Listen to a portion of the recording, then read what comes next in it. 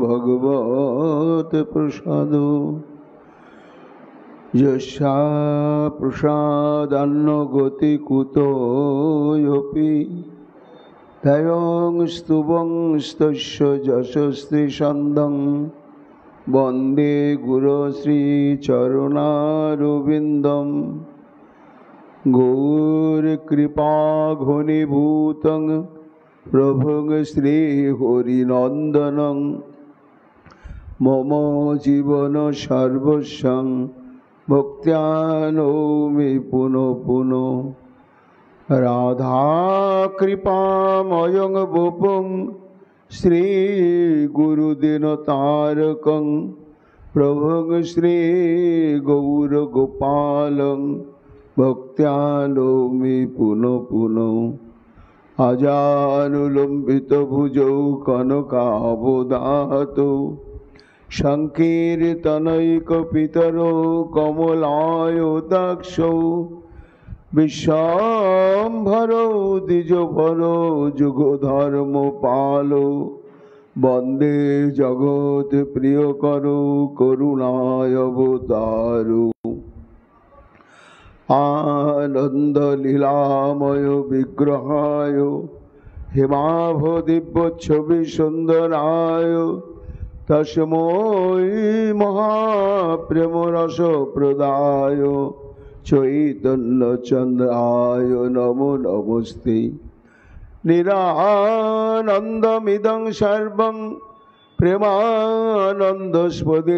कृतं येन तं सततं वन्दे नित्यानन्दं जगद्गुरुं श्री अद्वैत नमस्तुभ्यं कलिजनकृपानिधे गौर प्रेम प्रदानाय श्री सीतापतये नमो लादिनी स्वरूपाय गौरांग सुहृदाय च भक्त शक्ति प्रदानाय गदाधर नमस्तुते प्रणमामि श्रीवासं तमाद्दं पंडितं मुदा श्री गौरांग कृपा पात्रं कीर्तनानन्दमानसं गौर प्रेम प्रदावैव सर्वत्र समदर्शिने नारायण सुताय च श्रीमन्नरोहरये नमो बर्हापीडभिरामं मृगमदतिलकं कुण्डलाक्रान्तगण्डं कञ्जाक्षं कुम्भकण्ठं स्मेतसुभगमुखं साधुरेणस्तवेनुं श्यामं शान्तं त्रिभंगं रविकरो वसनभूषितं वैजयन्त्या वन्दे वृन्दावनस्थयुवतिशतवृतं ब्रह्मगोपालवेशं नमो नलिननेत्राय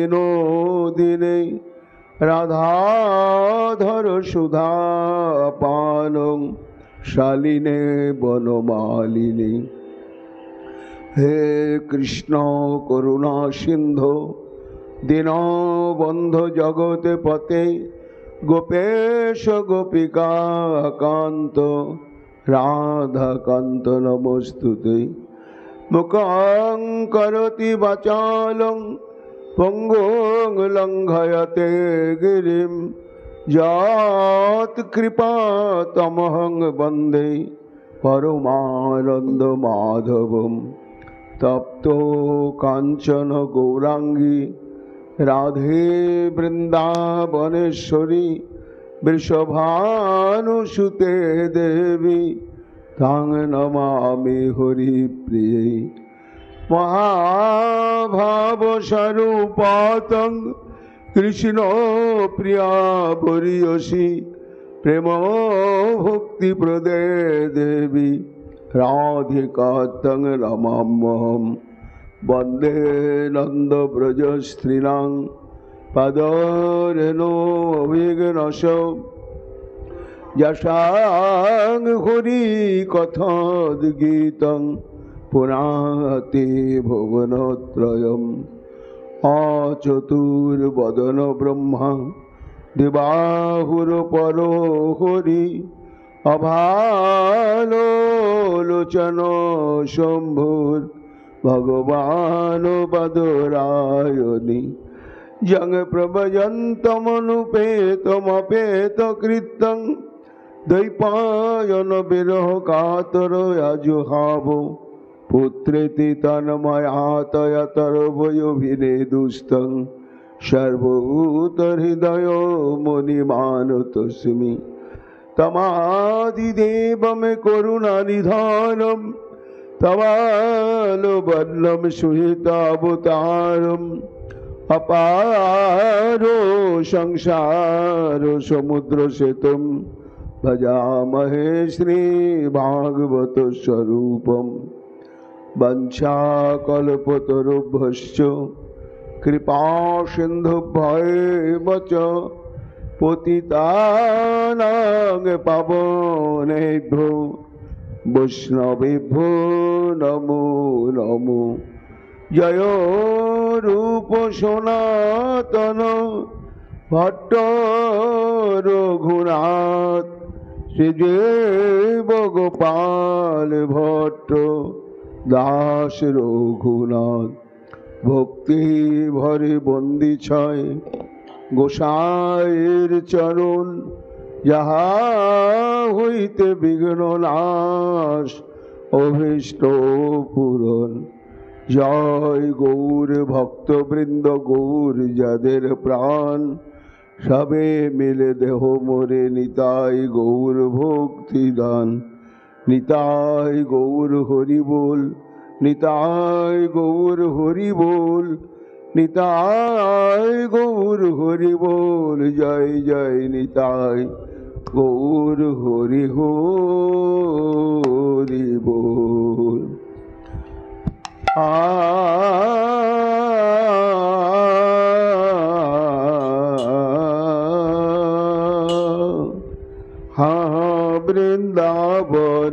বৃন্দাবনেশ্বরে বৃন্দাবনেশ্বরে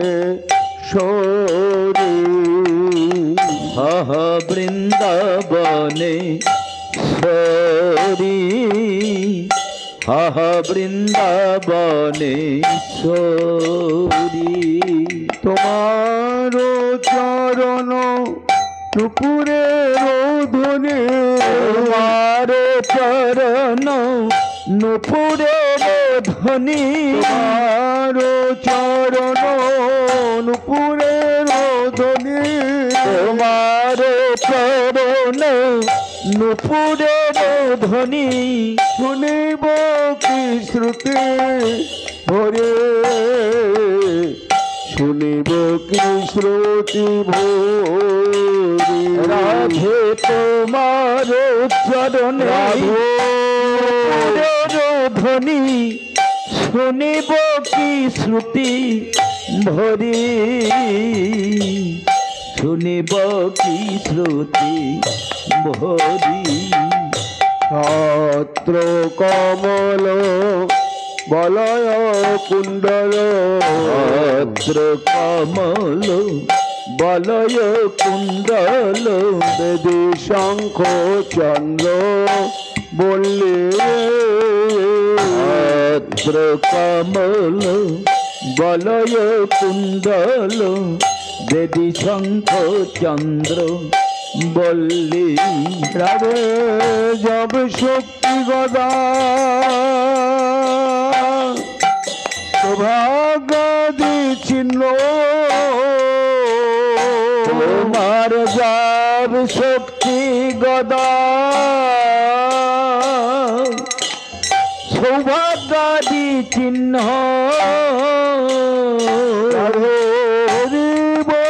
নয়ন করে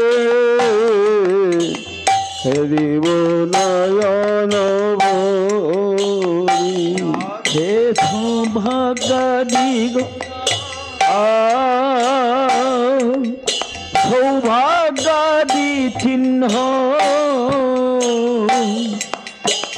হেরিব নয়ন ভরি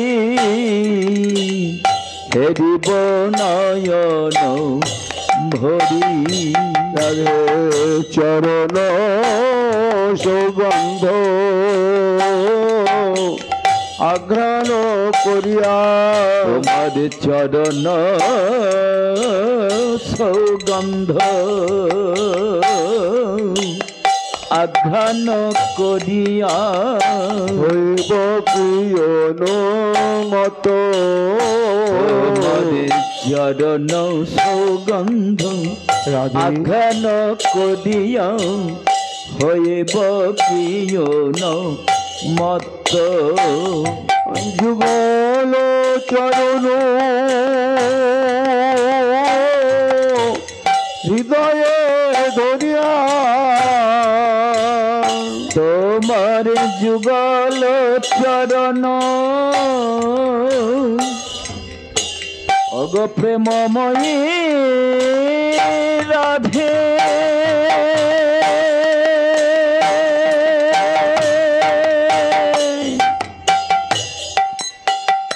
কৃপাময়ী রাধে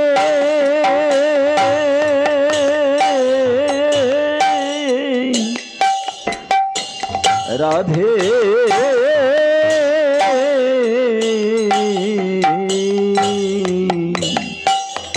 তোমার যুগল চরণ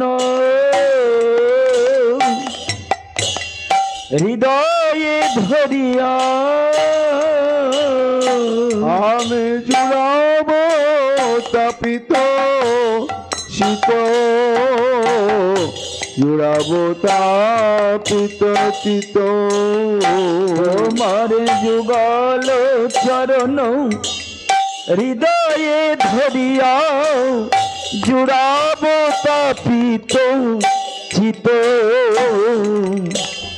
জুড়াব তাপিত চিত সুগন্ধি সলিলে অরুণ চরণ সুগন্ধি সলিলে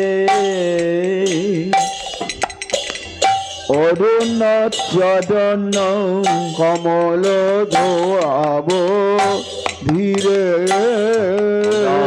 সুগন্ধি সলিলে অরুণ চরণ কমল ধোয়াব ধীরে রাধে সে চরণামৃত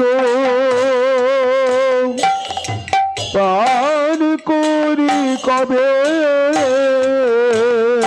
রাধে সে চরণামৃত পান করি কবে আমি ভাসিব আনন্দ নীরে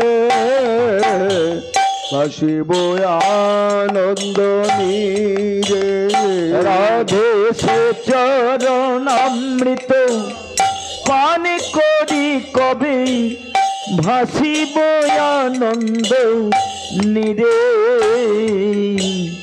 ভাসিব আনন্দ নীরে রাধে রাধে বলে তোয়ানামা বলে রাধে রাধে বলি তোয়া নামা বলি গাইব উচ্চ ঈশ্বরে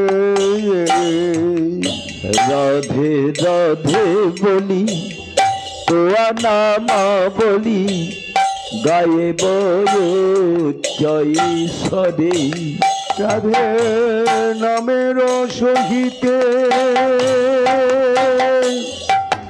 এ মোর পরাণ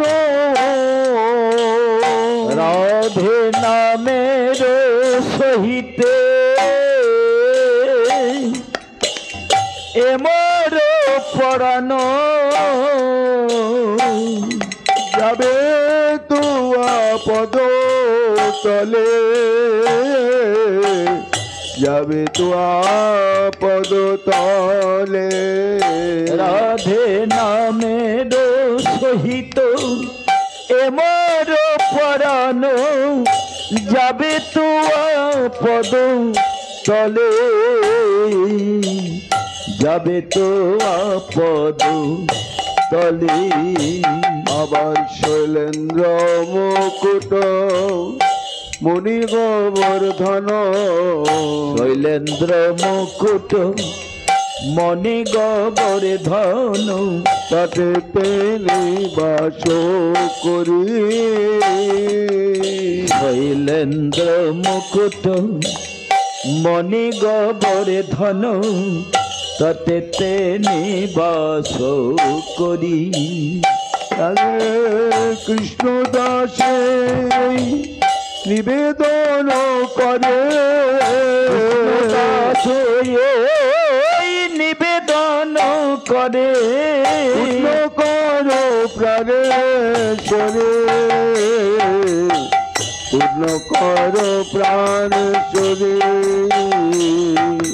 কৃষ্ণ দাসে নিবেদন করে, পূর্ণ করো প্রাণে শরী,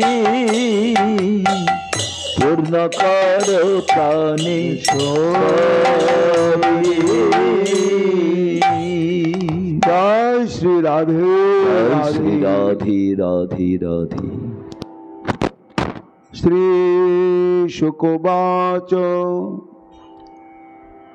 এবং কৃষ্ণং পৃচ্ছমানা বৃন্দাবন লতাস্তরুণ ব্যচক্ষত বনোদ্দেশে পদানি পরমাত্মন।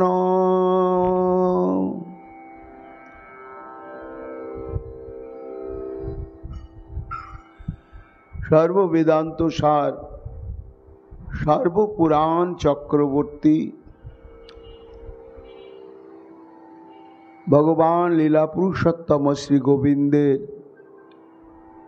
শব্দ ব্রহ্মময়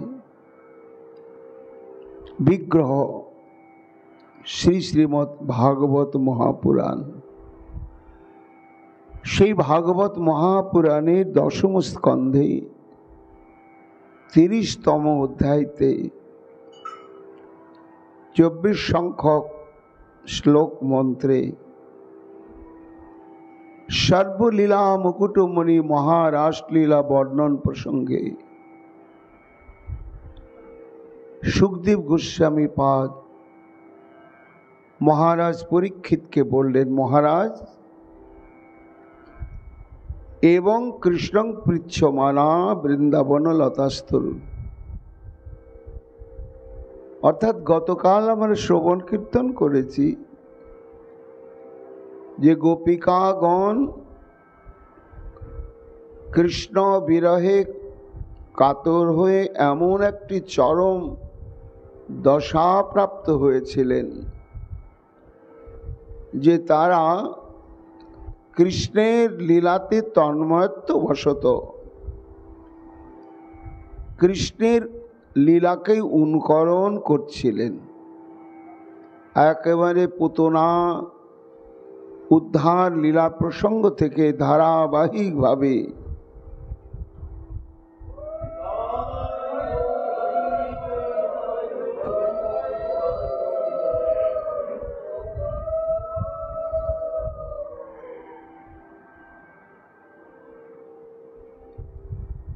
দামবন্ধন থেকে গিরি গোবর্ধন ধারণ সমস্ত লীলায় তারা তন্ময়ত্ববশত অভিনয় করলেন। এই অভিনয়ের মধ্য দিয়ে যেন তাদের বিরহটি এক রস রূপে আস্বাদন হচ্ছিল। তারপরে সুখমণি বলছেন, মহারাজ এই সুতীব্র বিরহের যখন গাঢ়তা কমে গেল, একটু হালকা হলো, তখন সমস্ত গোপিকাগণ আপন আপন দেহস্মৃতিতে ফিরে এলেন। ফিরে এসে এইবার তারা যে কৃষ্ণকে হারিয়ে সমগ্র যমুনা পুলিন বনে অনুসন্ধান করছিলেন, ওই স্মৃতিতে তারা আবার ফিরে এলেন। ও তাই তো, এই সব বৃক্ষলতাগণের কাছে আমরা আমাদের প্রীতমের সংবাদ জিজ্ঞাসা করতে করতে আমরা কিছুক্ষণের জন্য কোন ভাবের সমুদ্রে ডুবে গিয়েছিলাম। তখন তারা পৃচ্ছমানা বৃন্দাবন লতাস্তর, বৃন্দাবনের তরুগণকে, লতাগণকে তারা আবার অত্যন্ত বিনয়ের সঙ্গে কাতর হয়ে নয়নের জলে ভাসতে ভাসতে কৃষ্ণের বার্তা জিজ্ঞাসা করতে লাগলেন। হে বৃক্ষগণ, কৃষ্ণ তোমাদের বড় ভালোবাসে, আর তোমরাও কৃষ্ণকে ভালোবাসো। বিভিন্নভাবেই তোমরা কৃষ্ণের সেবা করো এবং কৃষ্ণ ছাড়া তোমরা অবস্থান করো না। তা নিশ্চয়ই তোমরা দেখেছ কৃষ্ণ কোথায়, কোন দিকে গিয়েছেন কিংবা কোথায় অবস্থান করছেন। এইভাবে অনুসন্ধান করতে করতে ব্যাচক্ষত বনোদ্দেশে পদানি পরমাত্মন। সুখমণি বলছেন, মহারাজ, হঠাৎ কোনো গোপীর দৃষ্টি পড়ল ব্রজের ভূমির উপরে। এর আগেও ভূমির উপরে দৃষ্টি পড়েছিল, কিন্তু তখন চন্দ্র আকাশের মধ্যে গগনে ছিলেন না। এই জন্য বনের অন্ধকার তখনও একটু আচ্ছন্ন অবস্থায় ছিল। কাজেই ভূমি যে কৃষ্ণের চরণ স্পর্শ পেয়ে আনন্দে আত্মহারা হয়ে শিহরিতা, আর তার সেই রোমাঞ্চিত পুলক লক্ষ্য করা গেল দুর্বা তৃণের নব অঙ্কুর দেখে দেখে। তা তখন তারা ভূমি যে কৃষ্ণের চরণ পেয়েছে, সেই পেয়ে যে আনন্দে আত্মহারা হয়ে আছে এটা অনুভব করেছিলেন, কিন্তু চরণ চিহ্ন তখন দর্শন হয় নাই। সুখমণি বলছেন, মহারাজ, এখন পূর্ণিমার পূর্ণ চন্দ্রটি একেবারে মধ্য গগনে, তো এই জন্য আর কোথাও অন্ধকারের লেশ মাত্র নেই। তার অগ্রসর হতে হতে খুঁজতে খুঁজতে কৃষ্ণকে অনুসন্ধান করতে করতে সহসা দেখতে পেলেন। কি দেখতে পেলেন? না, সেই বনবীথির মধ্যে পরমাত্ম পদানি, পরমাত্মা শ্রীকৃষ্ণের চরণ চিহ্নগুলো দেখতে পেলে। যে দেখতে পেয়েছে সে আনন্দে আত্মহারা, সবাইকে বলছে, পেয়েছি পেয়েছি পেয়েছি পেয়েছি। কি পেয়েছো ভাই, কি পেয়েছো? না, এই দেখো সন্ধান পেয়ে গিয়েছি। কি গোবিন্দ পেয়েছো? না, গোবিন্দ পাইনি, তবে গোবিন্দ পাওয়ার সন্ধানটা পেয়ে গিয়েছি। কিভাবে সন্ধান পেলে?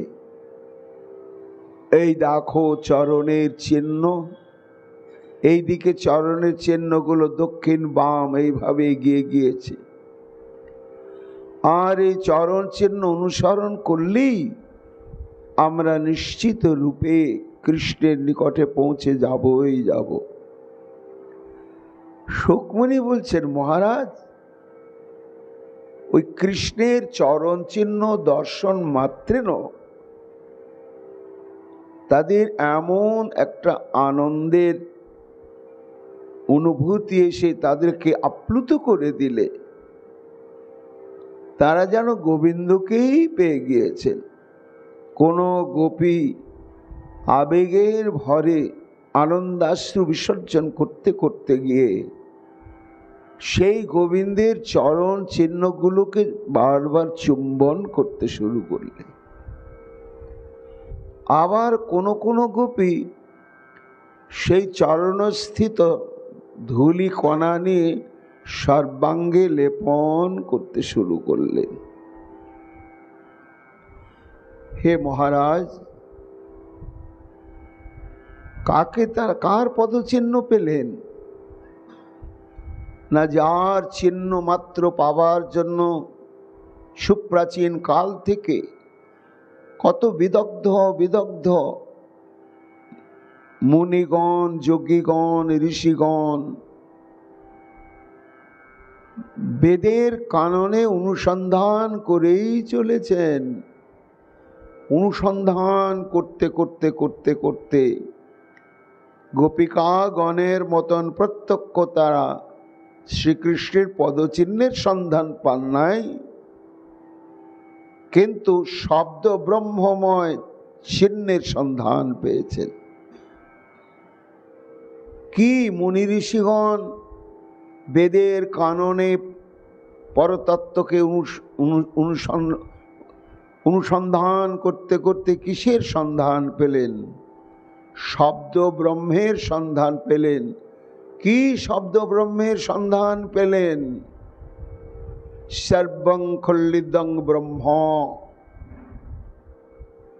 বেদ যেন ঝঙ্কার দিয়ে শব্দ ব্রহ্মটি প্রকাশ করলে পেয়েছি, ওই দেখো আনন্দময় সত্তা সর্বভূতে তিনি রয়েছেন। সেটাকে বিচার করতে ডুবে গেলেন মুনিগণ। আবার কেউ শব্দ ব্রহ্মময় সন্ধান পেলেন রস বৈষহ, রসচ্ছেবাং লব্ধানন্দী ভবতি।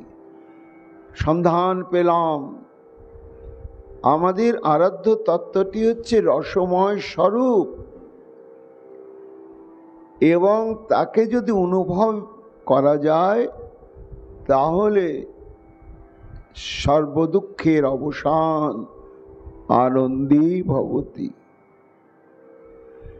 এই শব্দব্রহ্মের সন্ধান তারা পেয়ে গবেষণায় জীবন অতিবাহিত করলেন। আবার সুকমণি বলছেন, মহারাজ আনন্দ ব্রহ্মেতি বেজানাত। এই পেলাম সন্ধান কি না, সেই পরতত্ত্বটি হচ্ছে আনন্দময় সত্তা। কিন্তু গোপিকাগণ বেদের অরণ্যে অনুসন্ধান করলেন না, তারা করলেন দিব্য চিন্তামণি ধাম বৃন্দাবনের অরণ্যে। এই বৃন্দাবনের অরণ্যে শব্দ ব্রহ্মের মূর্ত বিগ্রহ পরতত্ত্ব শ্রী গোবিন্দের তারা প্রত্যক্ষ চরণ চিহ্নই প্রাপ্ত হয়ে গেলেন। এইভাবে তাদের যে চরণ চিহ্নের কাছে পৌঁছা পর্যন্ত শ্রী গোবিন্দের অন্তর্ধ্যান থেকে এই আজকে চরণ চিহ্নে পৌঁছা পর্যন্ত ক্রমটি শ্রীধর স্বামীপাদ একটা প্রকরণের মধ্য দিয়ে সাজিয়েছেন। কি না, সেটি হচ্ছে প্রথমং তাপমাত্রম। অর্থাৎ স্বপ্নেও গোপীগণ ভাবতে পারেননি যে এত পরীক্ষা দেওয়ার পরেও আমরা কৃষ্ণকে হারাবো। এত প্রশ্ন, এত পরীক্ষা, সেই পরীক্ষায় তারা উত্তীর্ণ হয়েছেন এবং গোবিন্দ আমার অকপটে নিষ্কপটে যেন তাদেরকে উজাড় করে আত্মোৎসর্গ করে দিয়েছেন। তো এমন মহামিলনের পরে যে আবার অন্তর্ধ্যান, এটা গোপিকাগণের বিন্দু মাত্র স্বপ্নের মধ্যেও ধারণা ছিল না, কিন্তু হায় সেটাই ঘটে গেল।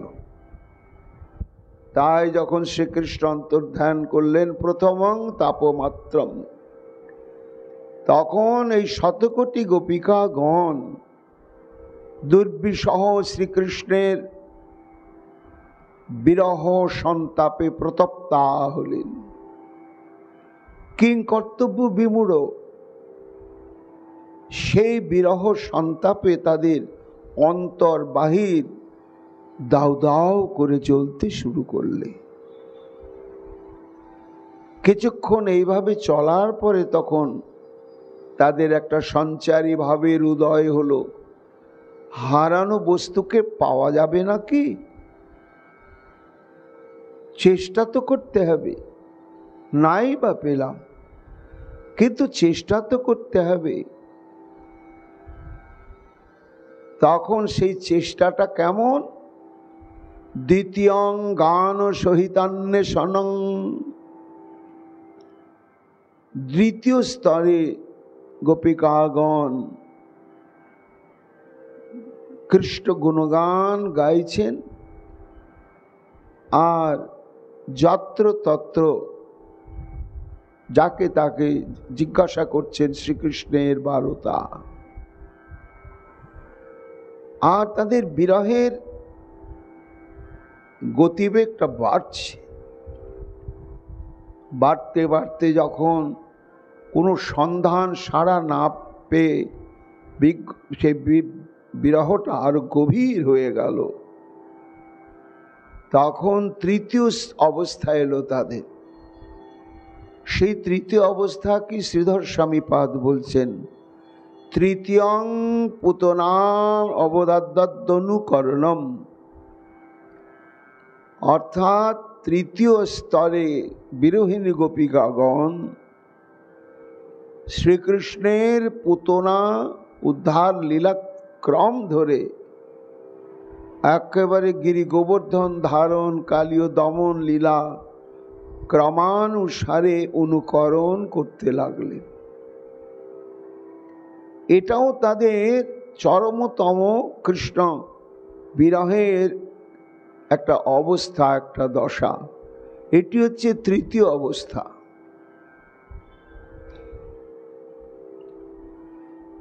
চতুর্থং পুনরপন্বেষণম,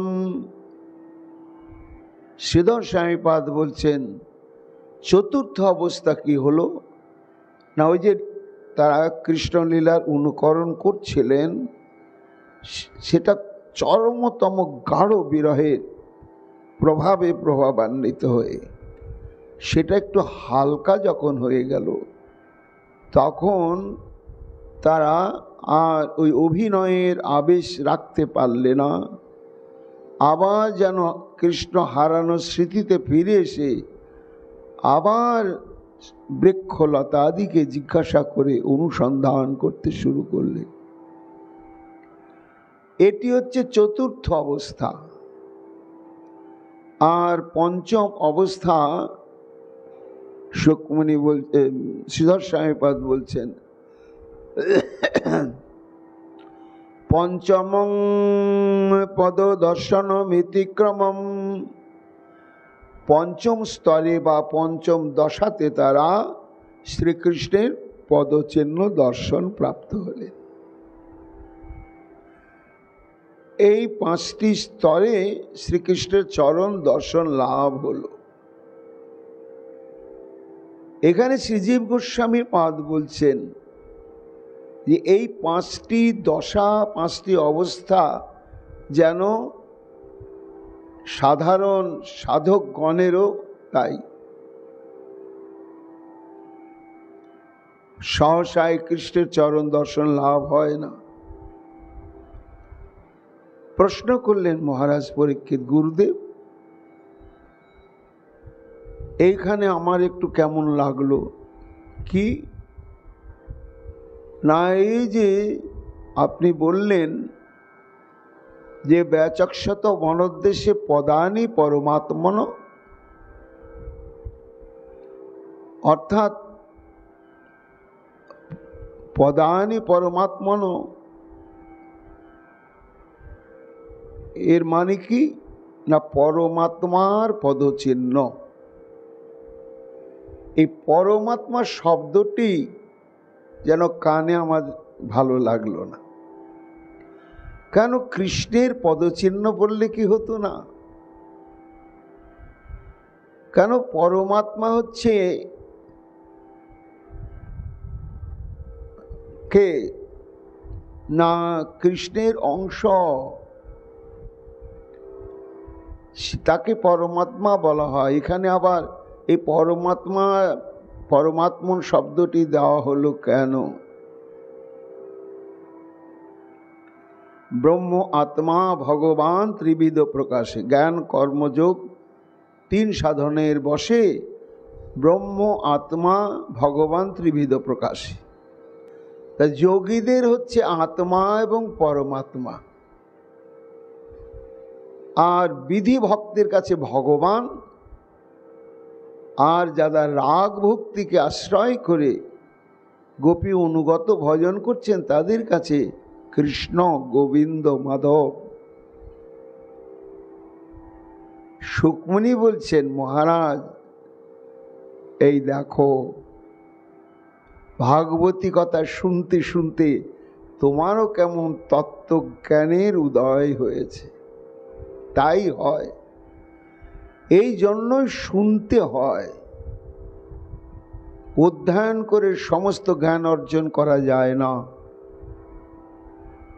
সাধু সঙ্গে সাধু মুখে এই ভাগবতী তত্ত্ব কথা শ্রবণ করতে হয়, তাহলে ধীরে ধীরে জ্ঞান আসে। হ্যাঁ মহারাজ, পুনরায় বৃক্ষলতায় জিজ্ঞাসা করিতে পরমাত্মার পদ তথা পাইল দেখিতে। এই পরমাত্মার বিশ্লেষণ একটু আলাদা আছে মহারাজ। এটি তথাকথিত জীবের অন্তর্যামী যে আত্মা বা পরমাত্মা তা নয়। সকলের মূল যিনি হন তত্ত্বসীমা, পরমাত্মা শব্দে ঘোষে তাহার বহিমা। এখানে পর শব্দ হচ্ছে শ্রেষ্ঠ, বা যার সমান, যার বড় আর জগতে কেউ নেই, সে হচ্ছে পর। সেই চেতন সত্তা হচ্ছে আত্মা, তিনি কে না কৃষ্ণ। এই জন্য কবিরাজ গোস্বামী পাদ যখন সনাতন গোস্বামী পাদকে সম্বন্ধ তত্ত্ব সম্পর্কে বলছেন, তখন সম্বন্ধ তত্ত্ব শ্রীকৃষ্ণ সম্পর্কে বলতে গিয়ে বললেন, পরমাত্মা যেহ তেহ কৃষ্ণের এক অংশ, আর আত্মার আত্মা হন কৃষ্ণ সর্ব অবতংশ। হে সনাতন, আত্মারও আত্মা হচ্ছেন শ্রীকৃষ্ণ।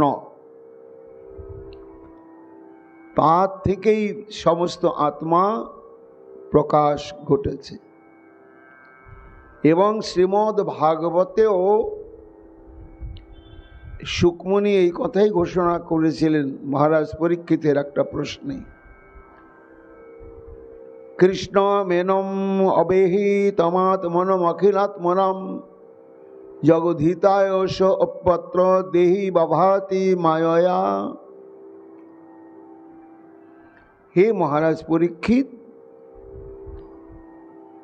এই কৃষ্ণ হচ্ছে সমস্ত অখিল আত্মার পরমাত্মার স্বরূপ। পরমাত্মা কি কথা বলে? তিনি যে কথা বলেন, হাসেন, কাঁদেন, নাচেন, বলে ওটি জীবকে কৃপা করবার জন্য, ভক্তকে কৃপা করবার জন্য। জগৎ হিতায় সো অপি অত্র দেহি বা আভাতি। ঠিক রক্তে মাংসে গড়া মানুষের ভাব আচরণ প্রকাশ করছেন তার অচিন্ত শক্তি যোগমায়াকে আশ্রয় করে। এই জন্য মহারাজ পরীক্ষিত এখানে পদানি পরমাত্মন শব্দে হচ্ছেন শ্রীকৃষ্ণকেই বুঝতে হবে। এই গেল একটি সিদ্ধান্ত। আরও একটি গূঢ় সিদ্ধান্ত শোনো মহারাজ, না পরমাত্মন, এটা তো পরমাত্মন, এই শব্দটাকে যদি একটুখানি ব্যাখ্যা করা যায় তাহলে আমরা পাই কি, পরা মা আত্মন। তার তাৎপর্য কি না, পরা শব্দের অর্থ হচ্ছে সৃষ্টা, যার চাইতে শ্রেষ্ঠ নেই তিনি হচ্ছেন পরা। পুলিঙ্গ হলে পর, স্ত্রীলিঙ্গে হলে পরা। আর পর পরামাত্মা, তার মা একটা আছে, মা শব্দের অর্থ হচ্ছে সাক্ষাৎ সর্বলক্ষ্মীময়ী রাধারানী। তাহলে পরমা শব্দের অর্থ হচ্ছে যে শ্রীমতী রাধারানী। তাহলে পরমাত্মা শব্দের অর্থ কি হবে না, আত্মা শব্দের একটা অনুবাদ হচ্ছে মন, বুদ্ধি, দেহ, আত্মা। এমনি করে আত্মা শব্দের 7টা অনুবাদ আছে, তো তার মধ্যে একটি মন। এই জন্য এটার বিশ্লেষণটা এরকম হবে মহারাজ পরীক্ষিত। তাহলে পরমা মানে শ্রী রাধিকা, তস্যাং আত্মা মনোজস্য স পরমাত্মা শ্রীকৃষ্ণ। অর্থাৎ পরমা শ্রী রাধিকার যিনি আত্মা বা মন বা হৃদয়, তিনি কে না শ্রীকৃষ্ণ। সেই শ্রীকৃষ্ণের পদচিহ্ন গোপিকাগণ দেখতে পেলেন। দেখতে পেয়ে তাদের উপচে পড়া আনন্দ যেন নিশ্চিত হয়ে গেলেন, এইবার আমরা এই চিহ্নের সূত্র ধরে নিশ্চিত রূপেই গোবিন্দকে পেয়ে যাব। কোন গোপী বলছেন, ভাই এটা যে আমাদের প্রীতমেরই পদচিহ্ন, ভালো করে দেখো, অন্য কোনো তার সহচর তো অনেক আছে, সখা, কোনো সখার পদচিহ্ন নয় তো, হতেও পারে। তখন কোনো গোপী বলছে, না না না না, এ পরমাত্মন তো বলা হলো সামগ্রিকভাবে শব্দটা। এইবার গোপী সরাসরি নির্দেশ করে বলছেন, পদানি ব্যক্তম মেতানি নন্দসুনর মহাত্মন। না না, এটা কোনো কৃষ্ণের সখার পদচিহ্ন নয়। কার পদচিহ্ন?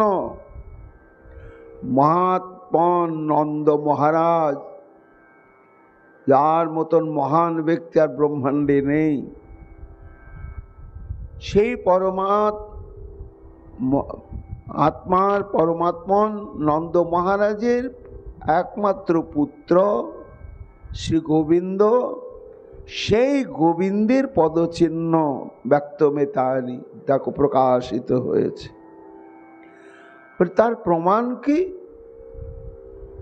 আরে ভাই, প্রমাণ তোমরা জানো না, নিজেরা দেখো, বিচার করো। লক্ষ্যন্তে হি ধ্বজাম্বুজ বজ্রাঙ্কুশ জবা দেবী। দেখো প্রত্যেকটা চরণের ভেতরে চিহ্ন স্পষ্টভাবে দেখা যাচ্ছে। ধ্বজ, অম্ভজ মানে পদ্ম, বজ্র, অঙ্কুশ, জব,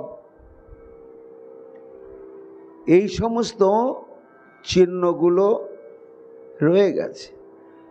এই সমস্ত চিহ্নের দ্বারাই প্রমাণিত হচ্ছে যে এই চরণ চিহ্ন শ্রীকৃষ্ণের কোনো সখার নন,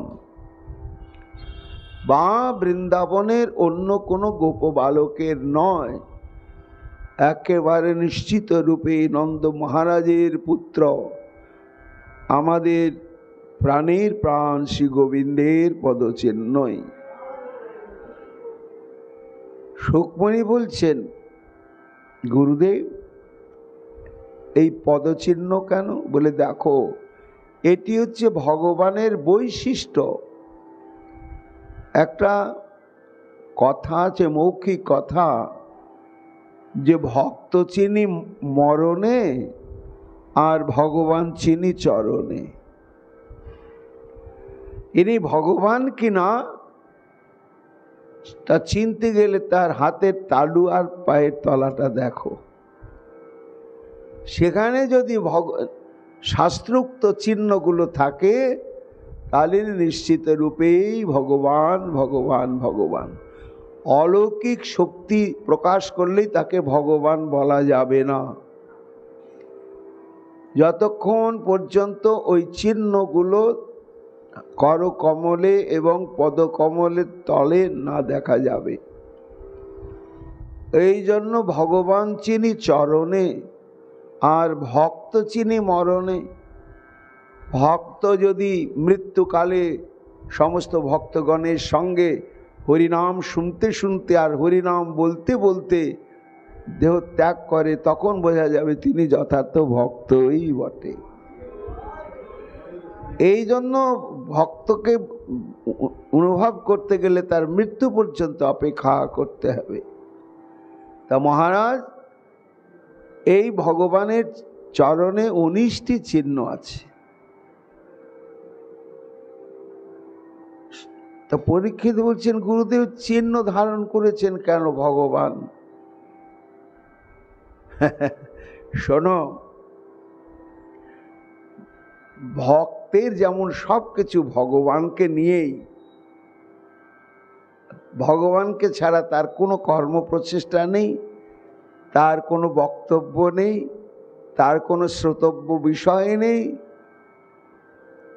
ভগবানের সেবা করা, ভগবানকে প্রসন্ন করাই যেমন ভক্তের একমাত্র ধর্ম, কর্তব্য, স্বপ্ন, আশা আকাঙ্ক্ষা সব, ঠিক ভগবানও ভক্তের সেবা করবার জন্য সর্বক্ষণ তিনি ব্যস্ত।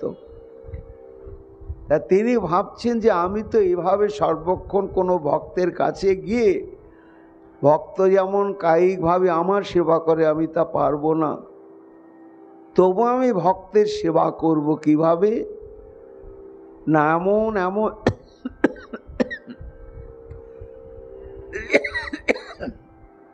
আমি চিহ্ন ধারণ করব যে সেই চিহ্নের প্রভাবেতে আমার প্রাণ খুলে ভক্ত সেবা হয়ে যাবে।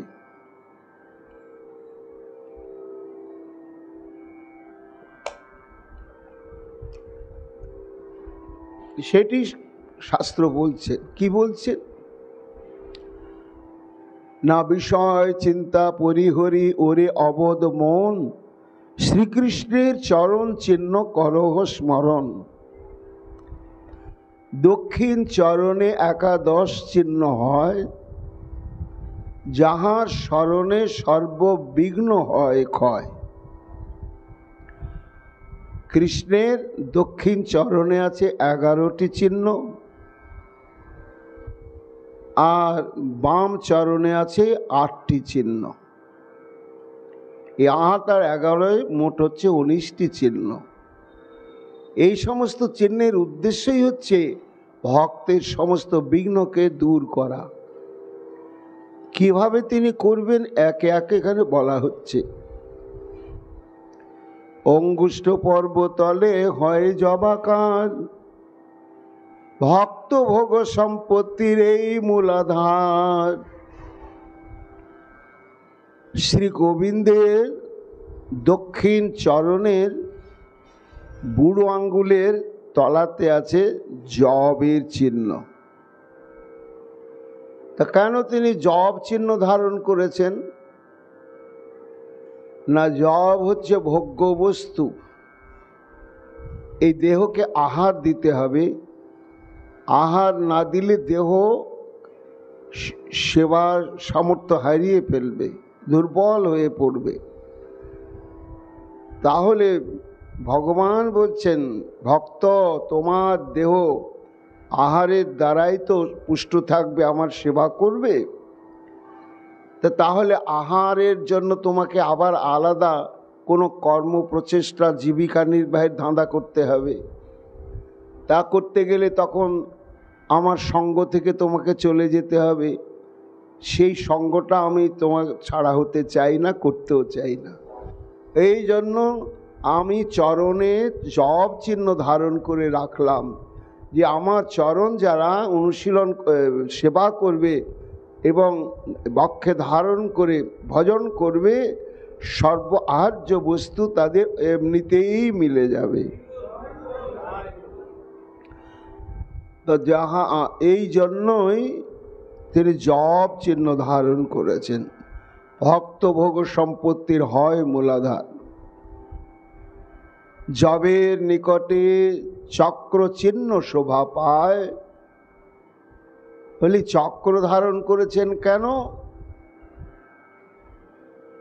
না? চক্র ধারণ করেছেন ভগবানের যেমন হাতে শঙ্খ চক্র গদা পদ্ম আছে, এই চক্রের দ্বারাই তিনি ধ্বংস করেন শত্রুকে। তার নিজের শত্রুকে ধ্বংস করবার জন্য তিনি হাতে চক্র ধরে আছেন, আর তার প্রিয় ভক্তের শত্রুগণকে বিনাশ করবার জন্য তিনি চক্র ধারণ করেছেন চরণে।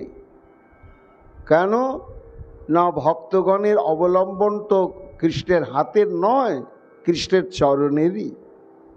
ভক্তগণ কৃষ্ণের হাতকে বুকে নিয়ে স্বপ্ন দেখে না, চরণকেই বুকে ধরে। তা সেই চরণে আছে চক্র, ভক্তের শত্রুকে ধ্বংস করার জন্য। ভক্তের শত্রু, হ্যাঁ, 6 জন শত্রু: কাম, ক্রোধ, লোভ, মোহ, মদ, মাৎসর্য। তাই ভক্তগণের ষড়রিপু স্মরণে নাশ হয়, এই জন্য চক্র চিহ্ন ধারণ করে রয়েছেন। চক্রের তলেতে শোভে ছত্র সুশোভন। চক্রের তলাতে আছে ছাতা। বলে ছাতা দিয়ে কি হয় না? রোদের তাপ প্রতিরোধ করা হয়, তাপটা অনুভব হয় না, সেই জন্য ছত্র মাথায় দিতে হয়। তাই ভগবান বলছেন যে সূর্যের তাপ যাতে না লাগে তার জন্য যেমন ছাতা মাথায় দিতে হয়, তেমনি আমার ভক্ত ভজন করতে গিয়ে তাপের জ্বালায় ভজন করতে পারে না। কি তাপ? আদি ভৌতিক, আদি দৈবিক আর আধ্যাত্মিক। এই ত্রিতাপের জ্বালাতে প্রতপ্ত হয়ে আমার ভজন করতে পারে না, যার জন্য ওই তাপটা তার গায়ে না লাগে। এই জন্যই আমি চরণে ছত্র চিহ্ন ধারণ করে থাকলাম।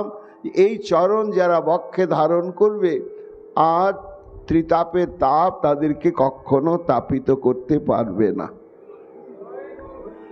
এই জন্য ত্রিতাপের জ্বালা ভক্তির করে নিবারণ। অঙ্গুষ্ঠ আর তর্জনীর সন্ধিস্থল হতে চরণার্ধ ব্যাপী হয় ঊর্ধ্ব রেখা তাতে। আর ঊর্ধ্ব রেখা রয়েছেন গোবিন্দের চরণে। কেন না? আমার ভক্ত যদি ভজন সাধন করতে নাও পারে, একাগ্রভাবে যদি আমার চরণকে শুধু আঁকড়ে ধরে পড়ে থাকতে পারে, তাহলে তার যে ভজনের ঊর্ধ্ব গতি, কেমন ঊর্ধ্ব গতি, যেটা চরিতামৃতে বলেছেন কবিরাজ গোস্বামী পাদ। ব্রহ্মাণ্ড ভ্রমিতে কোনো ভাগ্যবান জীব গুরু কৃষ্ণ প্রসাদে পায় ভক্তিলতা বীজ, মালি হইয়া সেই বীজ করে আরোপণ, শ্রবণ কীর্তন ও জল করে সিঞ্চন, উপাজিয়া বাড়ে লতা ব্রহ্মাণ্ড ভেদি যায়। শেষে কোথায় গেলেন? একেবারে নিত্য গোলকাক্ষ বৃন্দাবনে গিয়ে কৃষ্ণ কল্প তরু চরণ কল্প বৃক্ষ পায়। তো এই যে ভক্তিলতার ঊর্ধ্ব গতি, এই গতিটা যাতে বিঘ্নিত না হয়, নিরবচ্ছিন্নভাবে তার গন্তব্যস্থল যে সেই নিত্য গোলকাক্ষ বৃন্দাবনে শ্রীকৃষ্ণের কল্পতরু, চরণ কল্পতরু, এই ঊর্ধ্বগতিটি যাতে স্বাভাবিক ভক্তের অন্তঃকরণে থাকে। কার? অন্য ভজন করতে না পারুক, একেবারে আমার চরণকে যে জীবনে মরণের সাথী করে আঁকড়ে ধরে আছে, তাকে অন্য ভজন প্রচেষ্টা না করলেও আমার চরণের ঊর্ধ্ব রেখা তাকে একেবারে ঊর্ধ্ব গতি গোলকে পৌঁছে দেবে। এই জন্য আশ্রিত ভক্তের ঊর্ধ্ব গতিরও কারণ এই ঊর্ধ্ব রেখা হয় অতি বিলক্ষণ। মধ্যবার মূলে আছে কমল ও সুন্দর। আমার মধ্যমাঙ্গুলের নিচে গোবিন্দের ডান চরণে পদ্মফুল আছে। পদ্মফুল ধারণ করেছেন কেন না, যাহার লোভেতে মাতে যত ভক্ত ভ্রমর, অর্থাৎ গোবিন্দের চরণে পদ্মে থাকে মধু, আর এই মধুর প্রতি প্রলুব্ধ হয় ভ্রমর, আর কোথাও যায় না, আকৃষ্ট হয়ে ওইখানে মধু পানে যেমন প্রমত্ত হয়ে থাকে, তেমনি এই যে ভগবানেতে লীলা মাধুর্য, বেণু মাধুর্য, রূপমাধুর্য ইত্যাদি যে মাধুর্য মধু রয়েছে, সেই মধু আস্বাদনে যেন ভক্তের মন ভ্রমর আকৃষ্ট হয়ে লেগেই থাকে। তার জন্যই তিনি চরণেতে কমল চিহ্ন ধারণ করেছেন। তারপরে পদ্মের অধোভাগে ধ্বজ চিহ্ন শোভা পায়। পদ্মের নিচে আছে ধ্বজা। তো ভগবান ধ্বজা কেন ধারণ করলেন চরণে? হ্যাঁ, হাতে ধারণ করতে পারতেন।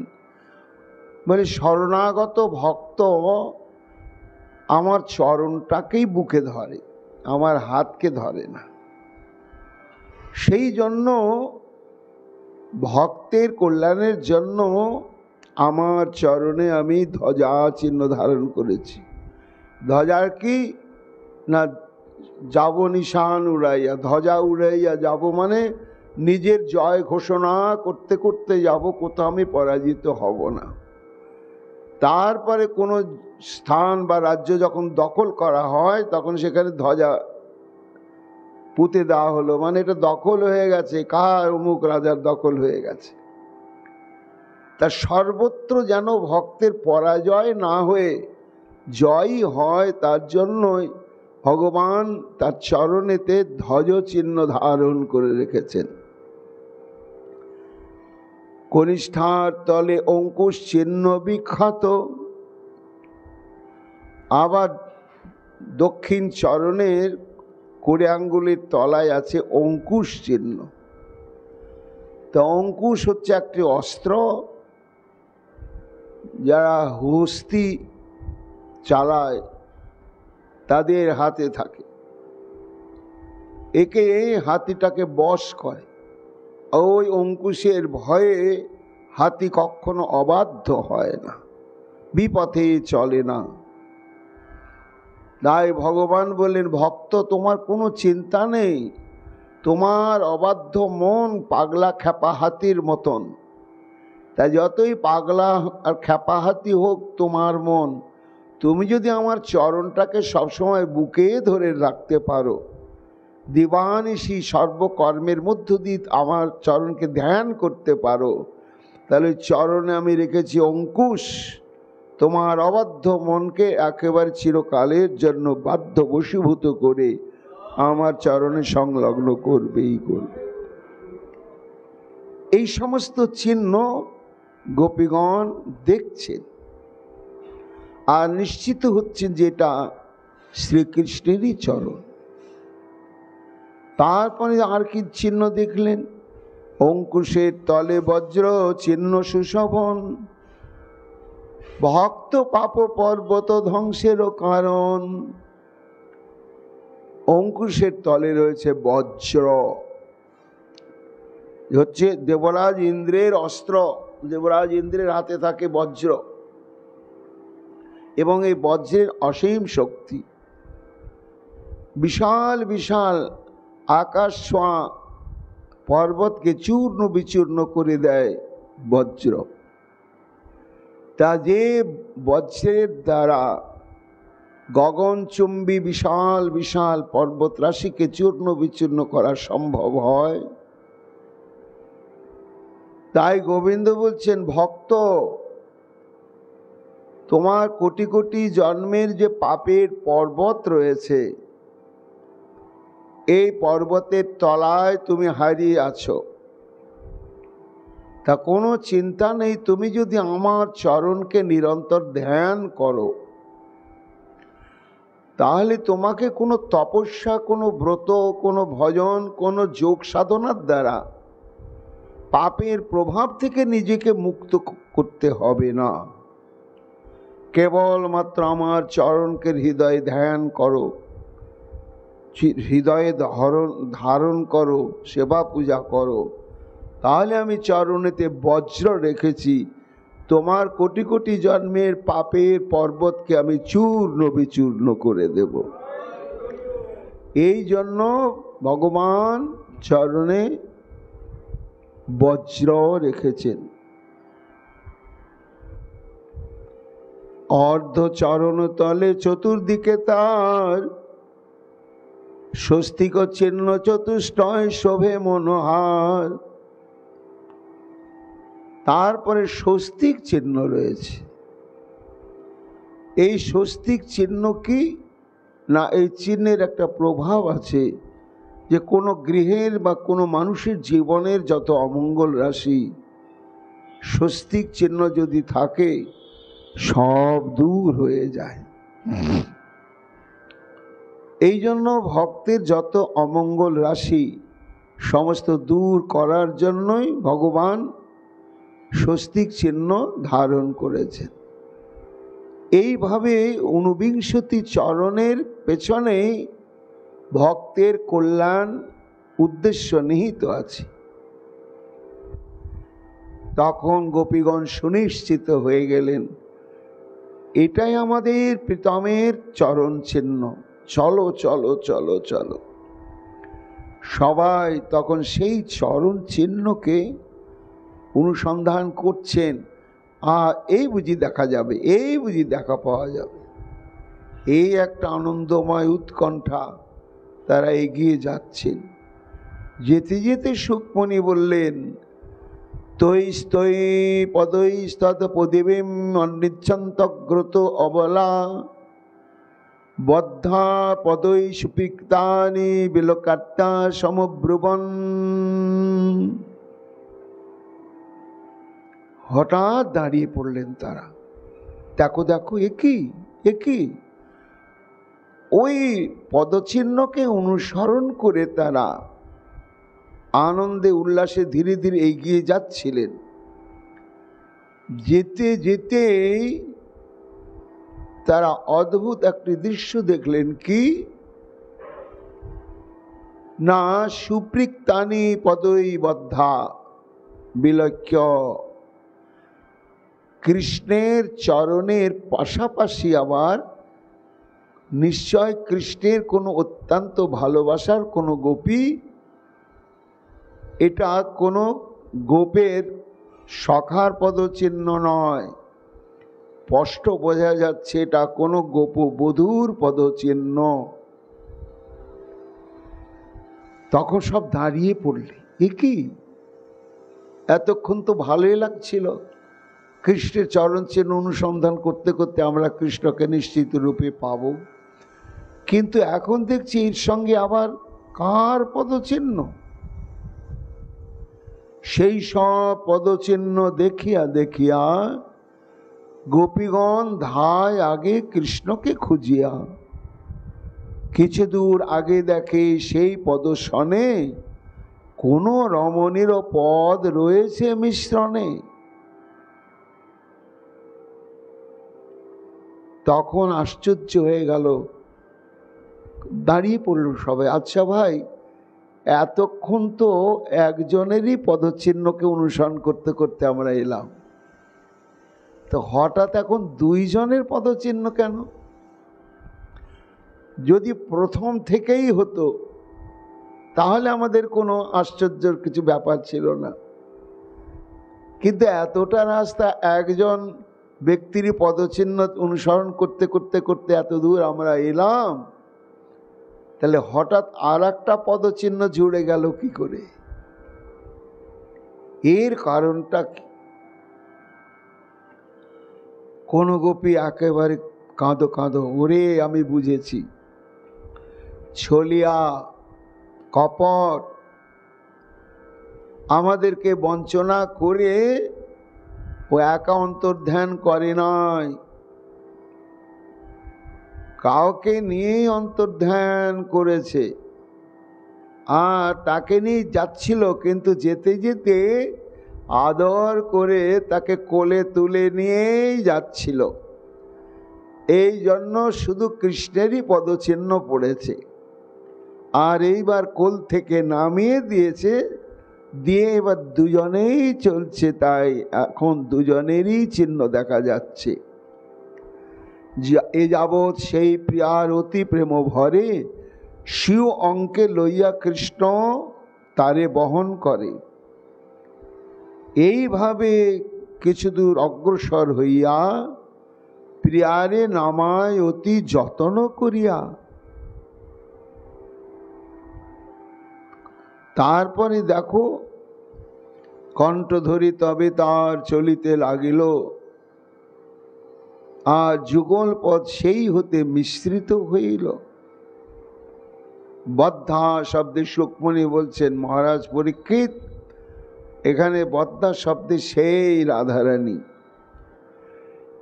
এইবার যারা রাধারানীর অন্তরঙ্গা সখী ছিল তারাও তো বিরহে কাতরা, কিন্তু তাদের মধ্যে এইটা ধারণাটা নিশ্চিত ছিল যে আমাদের রাধারানীকে নিয়েই কৃষ্ণ অন্তর্ধান করেছেন। এইবার পদচিহ্ন দেখে তারা চিন্তা করলেন এই আমাদের রাধা। তাহলে আমরা যেটা ভেবেছিলাম সেই হবে। কুস্যা পদানি চৈতানি যাতায় নন্দ শুনু না, অংশ নস্ত প্রকোষ্ঠা করেন করি না যথা। কৌশ্যা পদানি চৈতানি,